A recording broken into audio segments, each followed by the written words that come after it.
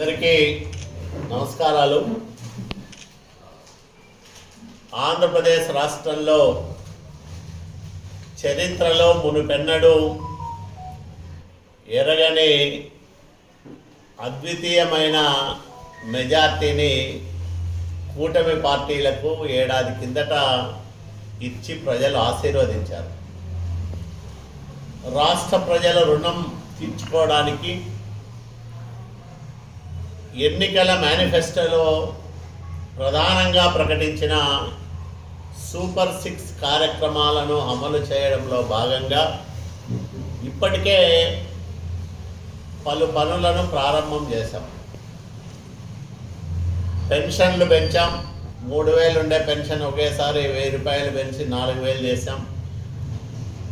దివ్యాంగులకు 3,000 నుంచి 6,000 చేశాం. అట్లాగే రకరకాల అనారోగ్య సమస్యలతో బాధపడే వాళ్ళకి 10,000, 10,000, 15,000 కూడా చేశాం. ఈ రకంగా 64 లక్షల మందికి ఇంత పెద్ద ఎత్తున పెన్షన్లు ఇస్తున్న ప్రభుత్వం చంద్రబాబు నాయుడు గారి నాయకత్వంలో ఆంధ్రప్రదేశ్ రాష్ట్రంలో పనిచేస్తున్న ఎన్డీఏ ప్రభుత్వం తప్ప ఈ భారతదేశంలో మరో ప్రభుత్వం మన దరిదాపుల్లో లేదు. రెండోది, ఆగిపోయిన అభివృద్ధిని తిరిగి ప్రారంభం చేశాం.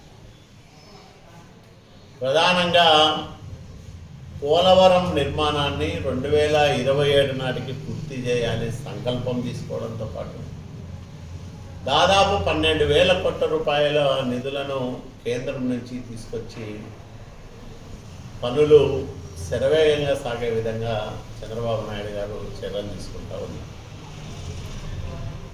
విశాఖ ఉక్కు పరిశ్రమ ప్రైవేటు పరం చేయడానికి దాదాపు నిర్ణయం అయిపోయిన సందర్భం. రెండోది, రాయదుర్గం రూరల్ మండలంలో 10,000 ఎకరాలకు సాగునీటి సౌకర్యం కల్పించే ఆవుల్దట్ల బ్రాంచ్ కెనాలు గతంలో నేను 2014-19 మధ్యకాలంలో ఎమ్మెల్యేగా ఉన్నప్పుడు ఆలోచన చేశాను. మళ్ళా పథకం అటకెక్కింది. తిరిగి దాన్ని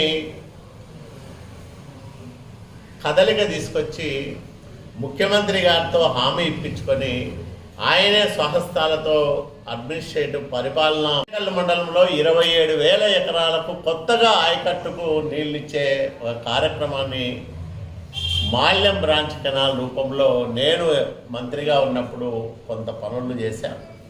మళ్ళా 5 ఏళ్లలో అది ఎవరూ పట్టించుకోలే.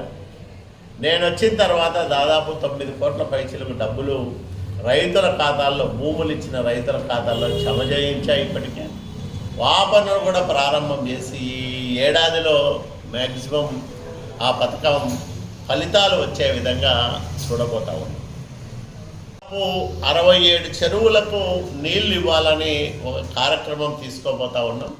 దానికి పకడ్బందీగా డీటెయిల్డ్ ప్రాజెక్ట్ రిపోర్ట్ ఒకటి తయారు చేయిస్తాం.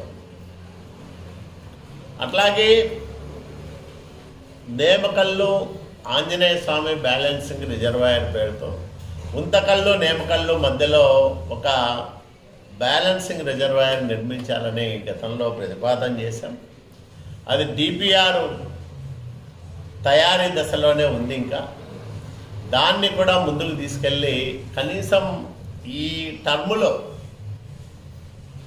దానికి తగిన అనుమతులు తీసుకొచ్చి పనులు ప్రారంభం చేయాలని ఆశపడతా ఉన్నాం. అది పెద్ద ప్రాజెక్టు. ఈ టర్ములో పూర్తి చేస్తానని నేను చెప్పను, కానీ పనులు ప్రారంభం చేసేదానికి ప్రయత్నం చేస్తున్నాను. తప్పకుండా చంద్రబాబు నాయుడు గారి ఆశీస్సులతో దాన్ని సాధించుకుంటాననే నమ్మకం కూడా నాకు.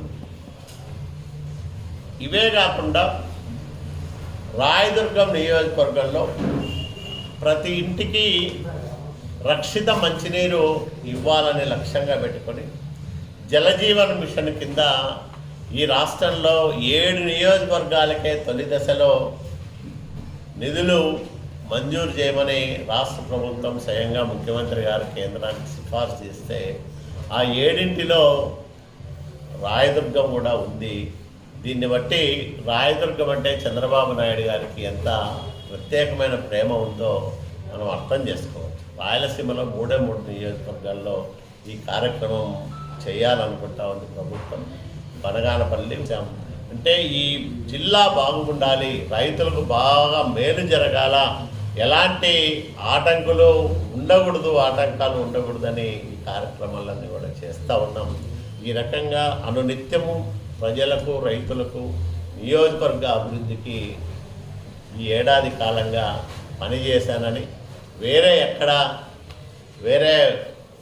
పనులు పెట్టుకోకుండా కేవలం నియోజకవర్గం పైనే పూర్తిగా దృష్టిని కేంద్రీకరించి ఈ కార్యక్రమాలన్నీ కూడా చేశామని, ఇంకా 4 సంవత్సరాల కాలంలో రాయదుర్గం అభివృద్ధికి చిరునామాగా మారే విధంగా చూస్తామని, ఇక్కడ ప్రజల అవసరాలు తీర్చడంతో పాటు శాంతి భద్రతల పరిరక్షణ విషయంలో కూడా చాలా కఠినంగా ఉంటున్నాం. ఎవరికి హాని తలపెట్టని విధంగా శాంతి భద్రతలను కాపాడుతూ ఉన్నామని కూడా మీకు నేను మనవి చేస్తూ ఉన్నా. ప్రజలు కోరుకునేది మొదట శాంతి, తర్వాత అభివృద్ధి. ఈ 2 విషయంలో ప్రత్యేకంగా శ్రద్ధ తీసుకుంటూనే సంక్షేమంలో ఎక్కడా తగ్గకోకుండా, ఏ నియోజకవర్గానికి, ఏ ప్రాంతానికి తీసుకోకుండా రాయదుర్గంలో ఆ కార్యక్రమాలను కూడా అమలు చేస్తున్నామని మనవి చేస్తూ, రాయదుర్గం చరిత్రలో ఎవరికి ఎప్పుడు ఇవ్వనంత మెజార్టీ 42,000 పైసలకు ఓట్లతో నన్ను గెలిపించిన ప్రజల రుణం తీర్చుకోవడానికి నా శక్తి వంచన లేకుండా నేను పనిచేస్తున్నానని, తొలి ఏడాదిలో ఇవన్నీ చేయగలిగానని, భవిష్యత్తులో మరిన్ని కార్యక్రమాలు చేస్తానని మనవి చేస్తూ, మరి ప్రజలకు నేను ఒకటే భరోసా ఇస్తా ఉన్నా, ఈ నియోజకవర్గంలో ప్రశాంతమైన వాతావరణం ఉంది. ఎవరికి హాని తలపెట్టని